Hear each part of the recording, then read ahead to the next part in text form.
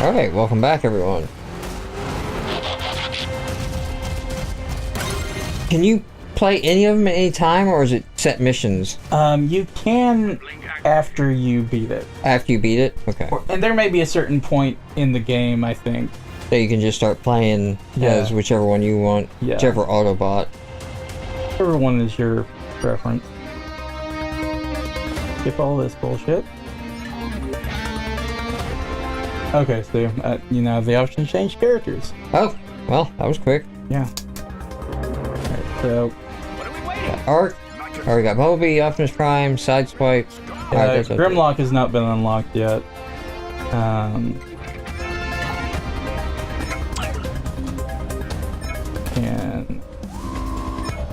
try and equip new weapons.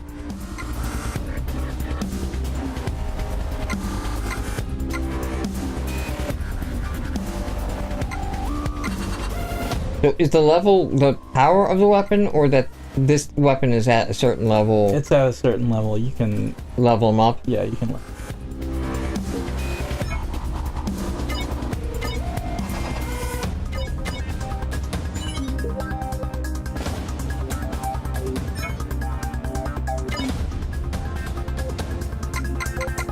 What I try and do is I try and have like the standard weapon and then like a more powerful, slower weapon, but you know, we don't have a ton of options. So you're allowed to have 4 whatevers you want? Yeah, 4 weapons, whatever kind of loadout. Okay, so you can go like 4 melee if you wanted. You don't have to have ranged, or right. Do you? You could go 4 melee. You could go 4 ranged, but I wouldn't recommend it because, you know, bullets are finite. Game's pretty melee heavy.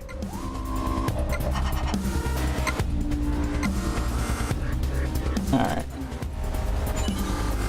And then I can synthesize stuff if I want to. Can you put any heat sinks in? I have to manage heat sinks. No? No?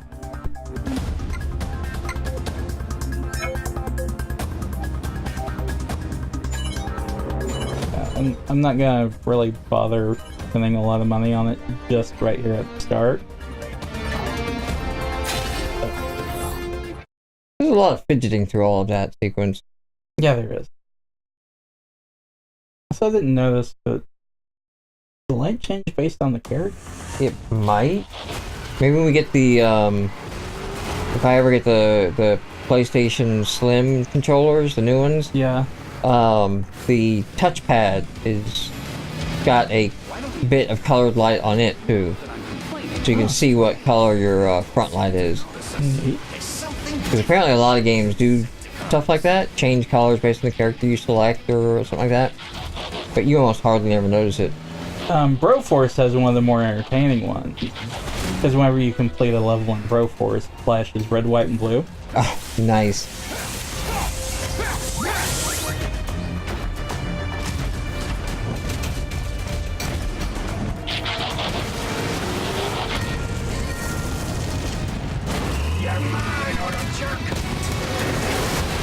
You calling another jerk. See how you Autobots look on my hook. Septic cunt. Hook and Scrapper. Are they named enemies or are they types? They are named enemies. Those are 2/5 of Devastator. So if you knock them out here, they can't make Devastator again, right? Yeah, you would think. But you're going to be fighting them a lot. Spoilers.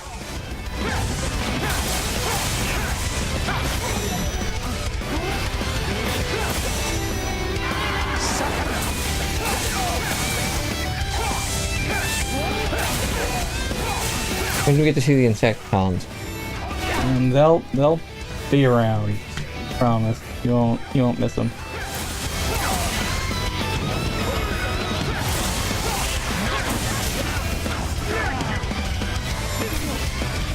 So I saw the movie Scully. Yeah. I think you're thinking of Sully. Sully. I think I called it Scully last time. Yeah, too. you did. It. Which would be great because no one's ever going to put these playthroughs together to get the first half of this conversation. Yeah. I don't even remember what we were recording when we talked about it. It was Dead Space. Was it Dead Space? Yeah. Okay. It was the last time we recorded. So it's okay. It was just as I was watching it, like the review scenes with the government Yeah. were like super lawyer-assed television Hollywood drama. Like at some point, I just waited for somebody to stand up and yell objection. You know, like they were playing the log back of the ship, the black box audio. Yeah. Live for the first time at the hearing as requested, blah blah blah. They had people doing simulations, videoed live in, and all that shit. And the whole thing takes place like a couple of weeks, and I was like, this just seems wrong. I'm curious, like, what actually happened versus that, versus the movie. So I looked up some things and found out that Sully's basically Clint Eastwood's freaking libertarian hard-on hate the government movie, and it has a very little basis when it comes to like the review stuff. In fact, like they pretty much invent whole cloth a story that the government were out to accuse him of wrecking the plane and should have flown back. He could have made it and saved the plane. And it's like, no. And it goes so far as to like in the movie they talk about the computer models and how all the computer models, 21 of them, we ran 21 computer models in like a day, by the way. Yeah. Like in like the 16 hours between the crash and the first meeting, they've already done like these 21 computer models. Which is just bullshit that you could do that quick. And they all agreed, all 20 of them agreed that he could have flown the plane back to LaGuardia and he would have made it just fine. And the truth is the models took 4 to 5 months to complete. Yeah. And they agreed with the pilot's assessment that they were not going to make it back to LaGuardia. There was a question if one or both engines had failed, and it wasn't resolved until they were able to bring the plane up out of the Hudson River. But then they confirmed that the second engine failed. There wasn't a government agency claiming that some reading system said not both engines had failed. You still had one engine.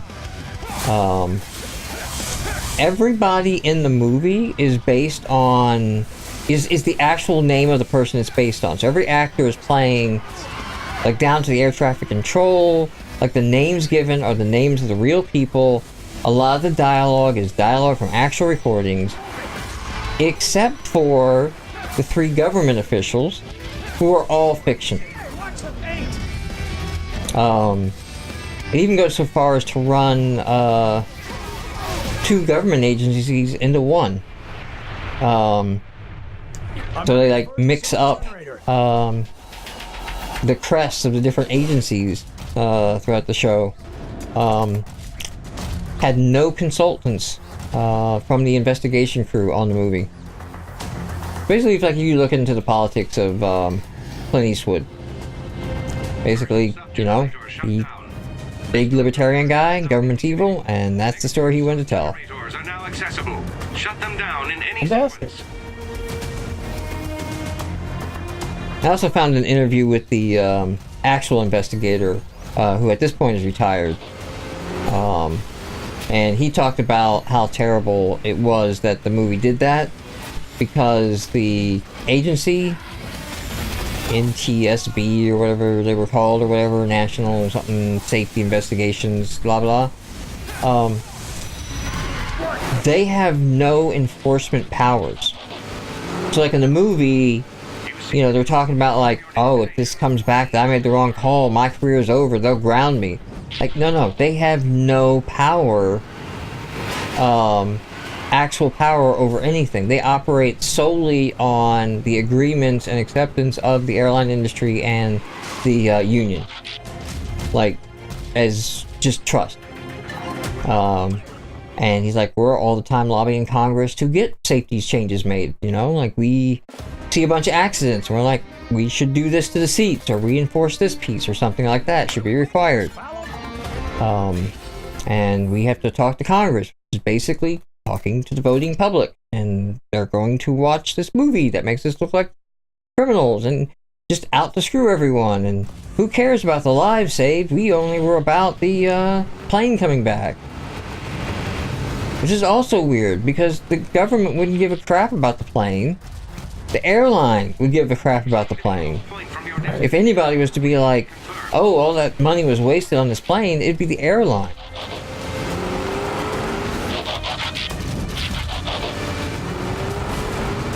Tom Hanks is in it. He's good. He's Tom Hanks. It's not really a bad Tom Hanks movie. In fact, even some of the bad Tom Hanks movies are good Tom Hanks movies. Like, I really like Money Pit. I don't know if you've ever seen that one. Nope. Shelley Long. One of his older, early ones. They go to buy a house and basically get scammed. The entire thing is falling apart. Yeah. So they end up hiring contractors to come in and fix it, but like everything that fixed leads to something else. And at some point in the movie, it's a comedy. Like, it's just a skeletal structure of a house, where a house should be.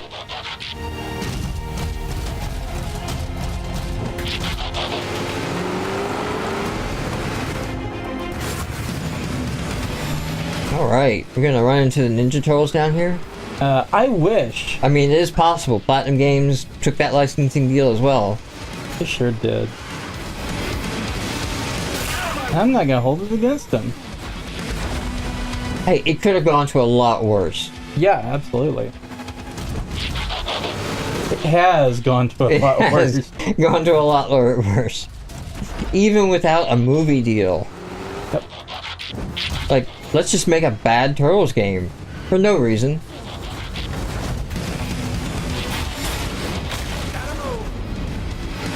No, Turtles, it's not out of time and out of ideas.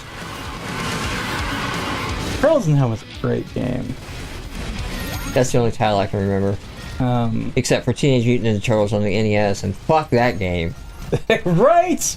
That game is ostensibly for children to play, but no child can complete it. I mean, I've talked about hating underwater levels, but man, that motherfucker takes a cake, because that's where it ended every fucking playthrough. Mine always ended the next level on the sewers because there's this really pixel perfect jump you have to do. But, you know, as a kid. I do remember at some point with like a Game Genie, I think, getting to a Technodrome level. Yeah. But I can't remember much more than that. I had to be like using a Nintendo Power cheat or something to get that far. Well, here's the thing, like, when you get towards the Technodrome parts, that shit becomes a fucking maze. Yeah, and the guys are coming at you non-stop. And like, once Donatello's down, you're fucked. Yeah. I mean, you'll get by a little bit with Leonardo, but man, when you're down to Mikey and Raph, yeah, you might as well just start over. Yeah, pack it up. Like, Mikey and Raph may as well be named Damage and Sponge. Oh, turtle bait. Mixmaster and Long Haul. Mixmaster Flash. Mixmaster make you say what? What?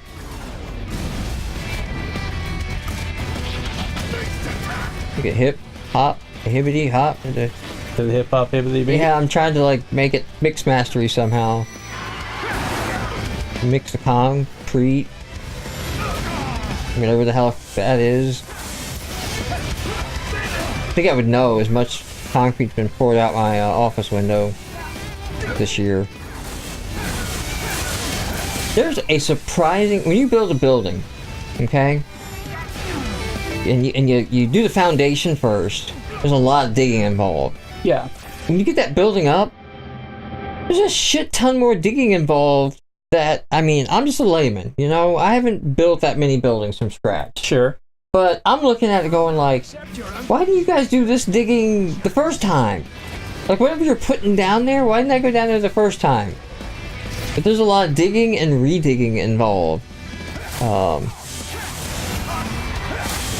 Hilarious thing is, in all their digging and redigging and reallocating the stuff, the water flow area. Like, so there was like a drainage ditch where part of the new building and parking lot's going to be that they filled in.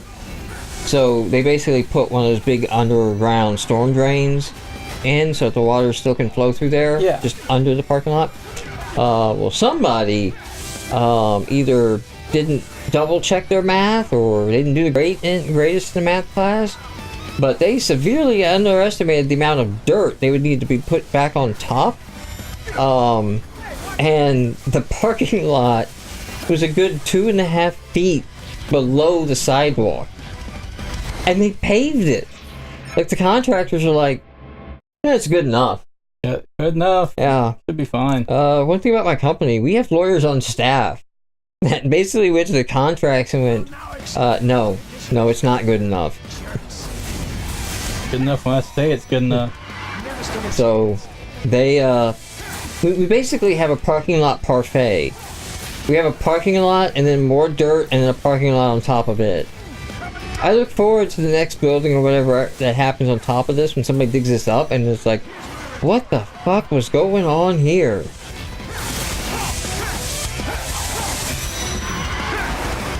Can you knock somebody into the bay? I wish. Might be over a lot sooner. God, you know what this makes me miss? I may have to invest in getting a working Xbox. The classic. Yeah. Just so we could play Mech Assault. Oh, yeah. I don't know if you played that. Yeah. That was a game that made me get the damn thing all online and pay for all that shit. Because I played a shit ton of that. And actually, there's a sequel to Mech Assault on the DS that's really good. Really? What's it called? It's not called 2. It's a Mech Assault : something. Mech Assault Assault Again. I don't know. I'll find out the name of that before we end this one.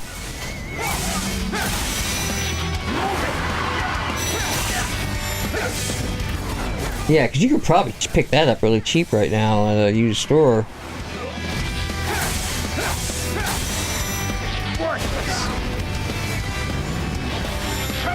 Mech Assault Phantom War. That's the name of it. Is there 1 or 2 on the original Xbox? I think there were 2. I think there was 2. I think I want to say I remember The thing playing in 2. the second one, you could, like, jack their mechs.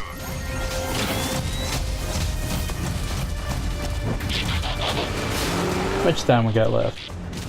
None, actually. None. Okay, cool. Well, let me go ahead and hit this, and we'll hit a checkpoint, and, Yeah, I will, I'm looking right now to see, if One sub-generator remains. Once disabled, the primary generator is exposed. Yep, a sequel, Mech Assault 2 Lone Wolf. I'm just gonna do this to end this out. Oh. Like Peter Piper pick peppers, but Run Rock Rhyme. Somebody make rap videos of this, please. Like, just 3.5 minutes of just this. Oh. Christmas in Hollis. Alright. We'll see y'all next episode.